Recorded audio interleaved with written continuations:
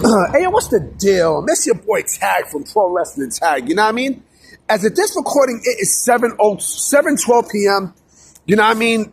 November 21st, 2025. But the upload time is actually 11:30. And I'm actually calling an audible for this video because I was going to talk about AEW's win-loss system, right? But as I'm talking about the system, which to me is useless, it's beyond useless.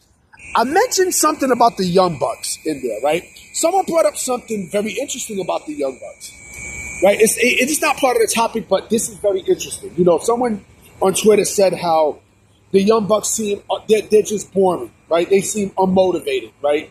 In AEW. And listen, you can never say never, right? You can never say never in this business. Maybe they don't want to be in AEW. It's a possibility. They don't. You know what I mean? Like I said, I would not be shocked if come 2027 they're gone and they're WWE bound, because someone also asked them a question about them being close, to signing with WWE back in 2019. I remember that too. I clearly remember that. If AEW wasn't formed, they would have been WWE stars by now. Clearly, because they already had an angle how the Elite was going to take over WWE, right? Yeah, and like I said, with Triple H running the show, and AJ Styles, because AJ Styles is sticking around. No doubt about that. He's sticking around. Like I said, 2027, and mind you, like Chris Jericho's he's coming back to WWE, bar none. And I also said that he has a lot of influence. It's definitely assuring that the Young Bucks, as well as Kenny Omega, leave AEW in 2027. You can feel it. But the Young Bucks mentioned something very fucking interesting today, right? And I think in that same interview, they asked the Young Bucks who is in their AEW Mount Rushmore, right? And they mentioned a few names, right? They mentioned themselves. They mentioned, and before I go further, those names, you're going to see why I named those names in a bit, okay? The ones that they completely left out, right? Because you can feel something. They mentioned themselves. They mentioned Kenny Omega. They mentioned Adam Hangman Page.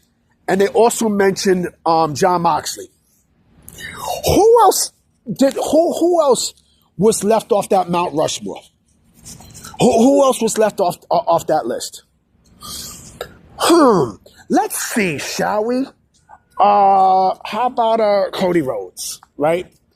How come he wasn't mentioned in that Mount Rushmore, right? Or how about CM motherfucking Punk, right? Or matter of fact, here's the biggest one of them all. If we're talking about Mount Rushmore, where's Chris Jericho's name in there? That tells me Jericho is done. That clearly tells me Chris Jericho is finished with AEW. Because if that's the case, why the fuck didn't you mention, why didn't they mention Chris Jericho in there? Don't you find that kind of odd? Don't you find that kind of weird? Right? I know I do. I find that kind of weird. You know what I mean? Because again, these are people who, are all, especially Rhodes and Punk, they're both in WWE. Now, I mean, they're both in the competitor. Right? In the competitor brand, right? With Jericho getting ready to follow. And the fact that they weren't even mentioned, right? That says something. Come on, I can understand Jon Moxley. I can understand Adam Hangman Page, right? But to not put Jericho or Rhodes, Cody Rhodes, how the fuck you not put Cody Rhodes in your Mount Rushmore? In your AEW Mount Rushmore? What, you don't want to acknowledge the competition? That's what it is? You don't want to acknowledge WWE and them because they're in WWE? You don't want to do that? That's the sense that I'm getting.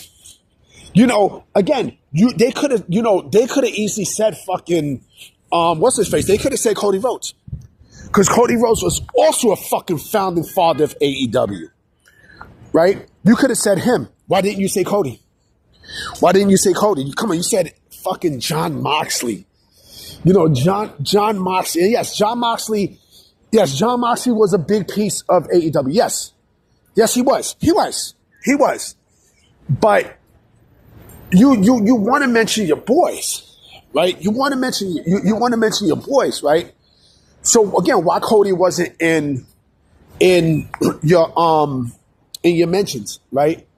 Why? I mean, we know why Punk wasn't we know why Punk wasn't mentioned. We know why that, right? But why wasn't Cody mentioned there? And why wasn't Jericho mentioned there? Someone also brought up something fucking interesting as well that I didn't even think about. Someone said, yeah, Jericho could have stayed in AEW and call it quits, right? And retired there, right? Just like Sting and everything else. But him leaving tells you that something is wrong. Something is wrong in All Elite Wrestling. Something's wrong. Something's wrong. And we know what that something is. Right? We know what that something is. And that something is Tony fucking Khan. You know what I'm saying? Tony Khan don't know how to run a promotion. He don't. He does it. And the fact that, all these things are happening, right? This tells you that AEW right now is in a very scary period, right? 2027 is going to be a very interesting year, an extremely interesting year. Chris Jericho is going to leave AEW to go to WWE. If you don't think Chris Jericho is going to have influence into bringing people there and then having the influence of WWE behind them, right? If you don't think that they're going to be making some moves, bro, you are sadly fucking mistaken, right? Fuck the TV deal. Fuck the TV deal. There could be a realistic vision that all the fucking founding fathers of AEW wound up in WWE in 2027. And I strongly think that's going to happen. I do think that's going to happen. Because the company is not the same. Their mission statement for that company is not the same. Ironically enough, the mission statement for that company, it seems like it's in WWE now. Seems like, WWE and TKO and everything else, it seemed like that's, it's all transferred there. Chris Jericho is going to be, in my personal opinion, the biggest win mover in all of this, right? Because Cody was bad, right? Losing Cody was bad, yes. Losing Punk was really fucking bad, right? But losing Jericho is going to be more than not only bad, but also a massive game changer for WWE. The fact that the Young Bucks didn't even mention Jericho in their Mount Rushmore, right? And the shit that you hear about Tony Khan wanting Jericho to have his final match in AEW and stuff, right? That tells you that he's done. He's legit fucking done. Right? And Matt, once he leaves, right, what, Tony Khan is going to be stuck with the other three? You think, and we don't know what the other three are feeling. Nobody knows. Nobody knows. Like I said, something happened. Something happened. I don't know what happened. I honestly do not know what the fuck happened in AEW. I don't. I really don't. But all I just know is that, with Cody and Punk in WWE and Jericho more than likely on his way back. Again, you don't think the Elite are thinking, fuck, we just lost Jericho. Tony's not living up to, the mission statement, what we want. You know what I mean? If you don't think Triple H and TKO, especially TKO, if you don't think they have the eyes on the Elite in 2027, if you don't think that's the case, you are sadly mistaken, B. You are beyond fucking sadly mistaken because, you can feel it. I don't even got to tell you, B. You know what I mean? You can fucking feel it. Any real wrestling fan can feel it. They're not in the Mount Rushmore. You know why they're not in the Mount Rushmore? Because, they're basically, especially Jericho, they're all finished with AEW. Anyway, guys, I'm about to be out. You know what I mean? I will definitely holler at y'all mañana. I hope there's some news. And so I'm gonna check y'all. Peace.